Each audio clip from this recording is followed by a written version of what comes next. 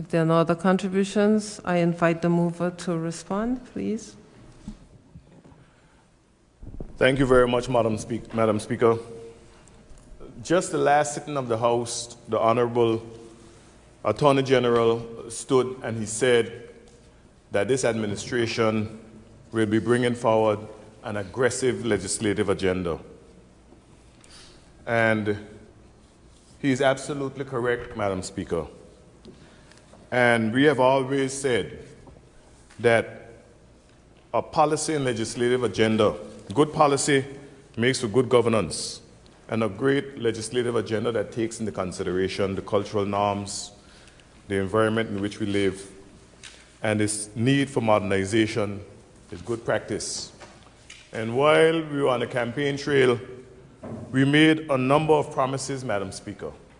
And those promises included a number of legislative amendments. And I can tell you that the Honorable Attorney General and his staff have been working hard because the Honorable Member for Valley South, the Honorable Island-wide candidate, Mr. Kyle Hodge, the Honorable Member for Island Harbor in particular, and that is not to say that other honorable members are not moving forward with legislation, but they too have an aggressive legislative agenda, and that is why we seek to have at least 2 sittings of the House a month to ensure that this legislative agenda will be met. Because one of the things, Madam Speaker, that we realized and appreciated is that the economy was not doing well during the election campaign, and we know that COVID-19 will have a significant impact on that. So we were very measured in our promises. And some of the things that we promised included transparency, accountability, policy initiatives, and legislation. And as I said, for many years, we've been hearing about tint. And I myself have a vehicle, Madam Speaker, and that is the glasses are very dark, and I asked the police to check the glasses, and it was 13%, Madam Speaker. And if you look at the present legislation, you realize that 13% is violating the laws of Anguilla.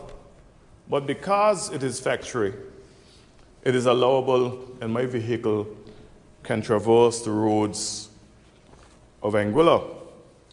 And an individual who applies 35% on their vehicle, Madam Speaker, ran foul of the law. And when I saw persons talking about this tint situation, I immediately sprung into action, Madam Speaker. I called Chief, and I called other members of the tint fraternity, and I called the Commissioner of Police, and I said, I want to meet you tomorrow, Madam Speaker, 1 p.m. tomorrow. And the Commissioner of Police facilitated that meeting within 1 day. And we went up to the Commissioner of Police, and I said, Commissioner, I know some time ago you did a photo op earlier in the year about tint. But I also recognize that you must uphold the law. And I've heard your dissertation on radio admonishing persons to ensure that their tint falls within the law. And a lot of people were critical of that, and they were even critical of the government. And I want to say that government, members of parliament are the lawmakers, but they're not the ones who enforce the law. Once laws are made, it is those entities such as the Royal Anguilla Police Force and other entities across government which enforce those laws, not the ministers of government. I've never seen a minister of government standing by the side of the road with a speedometer, whatever you call it, speed meter, checking vehicles for speed limits. I've never seen ministers of government with some sort of device to check for sound amplification along the sides of the road. And likewise, I've never seen a minister of government standing on the side of the road checking for your tint.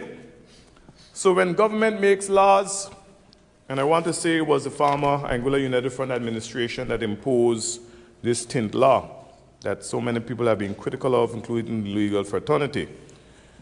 And when they make the laws, it is not them to police the laws. And so when I hear people criticizing the government about the insistence that they must adhere to the law by the Royal Anguilla Police Force, all of those things made me jump into action. And Madam Speaker, I must say that those persons who sat around the table at the conference room of the Royal Anguilla Police Force, including the Commissioner of Police himself, and my great and wonderful permanent secretary, Mr. Karim Hodge, and others, it was a beautiful meeting, Madam Speaker. There was no acrimony whatsoever. It went along very smoothly. People agreed. And so we came to an agreement in short order, Madam Speaker, because the Commissioner of Police, he had another engagement at 2 p.m. So imagine meeting at 1 p.m. and before 2 p.m. we could go back and we could give instructions to the Permanent Secretary to prepare paper for the Executive Council for passage. And we took this paper to the Executive Council, Madam Speaker, and my colleagues, I must thank them, the Honorable Premier, the Honorable Island-wide candidates, Mr. Kenneth Hodge, Mr. Kyle Hodge,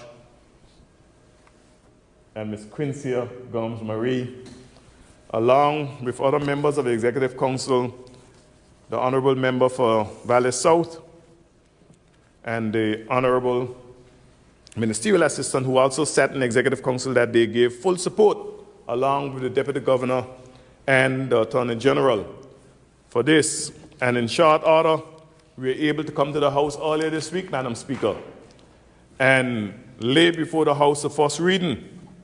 And just a few days later, we are coming to the House to have this passed and hopefully signed by you at the end of this House and sent down to Old Tare, where Mr. Tim Foy, the Governor, will assent to this bill, Madam Speaker. And it shows you, Madam Speaker, that once you have the will to get things done, it'll be a lot more than a photo op, Madam Speaker. It'll be putting the work and then ensuring that this bill comes to the House for passage. So you will see a lot of this, Madam Speaker. We come into the House to ensure that we have bills that reflect our particular circumstances here in Anguilla. And I want to go over the bill because it's a short amendment, Madam Speaker, and I need to go over the bill because people need to be clear as to what it is. So, this amendment, Madam Speaker, known as the Vehicles and Road Traffic Amendment Act 2020, it will allow for the